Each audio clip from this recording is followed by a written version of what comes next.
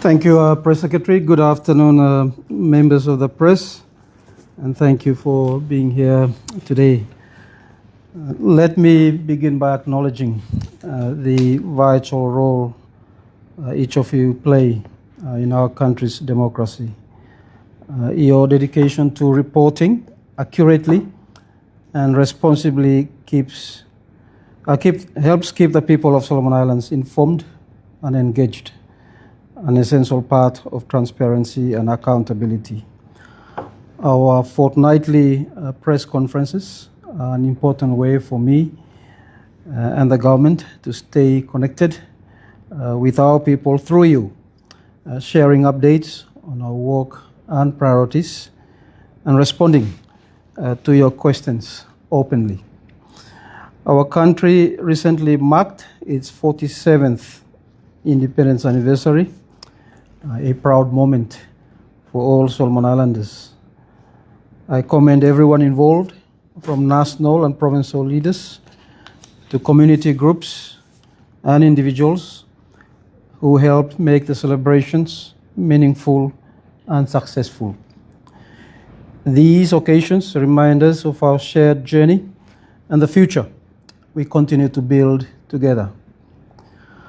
On Monday, 14th July, I adjourn the current sitting of Parliament to Monday, 4th August 2025, to allow the Public Accounts Committee, PAC, to carry out its inquiry into the 2025 Supplementary Appropriation Bill.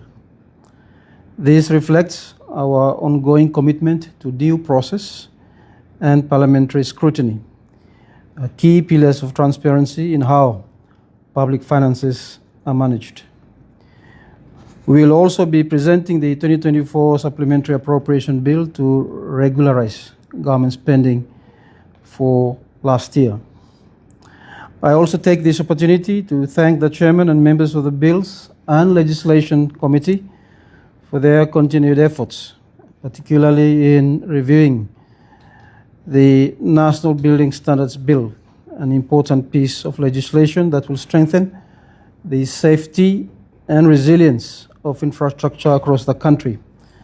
The BLC report on this legislation, or on this bill, is ready, and we'll look at this when we resume on the 4th of August. Ladies and gentlemen, next week I will travel to Rennell and Bellona province to join them on their 32nd appointed day celebrations. This is a significant milestone for the province and a time to reflect on its achievements, resilience, and contributions to our national development. Then from 28 July to the 2nd of August, I will travel to New Zealand for a bilateral meeting with Prime Minister Christopher Luxon. This engagement is an opportunity to strengthen our bilateral partnerships in areas such as trade, development, labor mobility, climate resilience, and regional security. I thank Prime Minister Luxon for the invitation and look forward to fruitful discussions with him.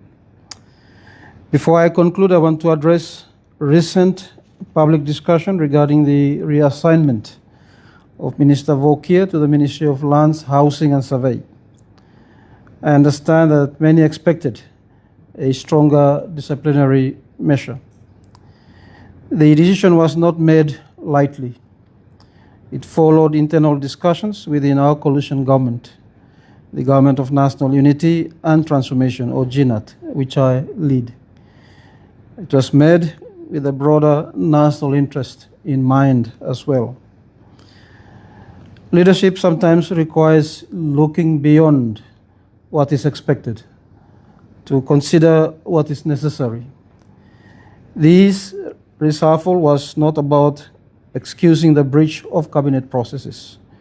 It was a deliberate and considered response, one that upholds the principle of accountability while safeguarding the unity and stability of government. In a coalition setting, where multiple parties and interests must work together, leadership often involves balancing principle with practicability. Our priority, ladies and gentlemen, remains clear, and that is unity and stability. These are the essential foundations upon which we build progress. Without them, the implementation of policies and the delivery of services are compromised. Political differences are a natural part of our democracy, but they must not threaten the cohesion or effectiveness of government.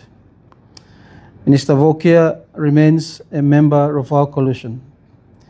The reassignment reflects our approach to maintaining stability, ensuring the government continues to function effectively, and enabling us to stay focused on the reform agenda. The Government of National Unity and Transformation was formed following the 2024 general elections, as you know. It brings together political parties and independent members with a shared commitment to advancing peace, stability, and inclusive development. Coalition politics will always involve diversity of thought and differing approaches. That is the nature of democracy. But my commitment remains to govern responsibly, guided by our nation's long-term interests and with a steady focus on delivering outcomes that matter to the people of Solomon Islands. Thank you for your attention, and now welcome your questions.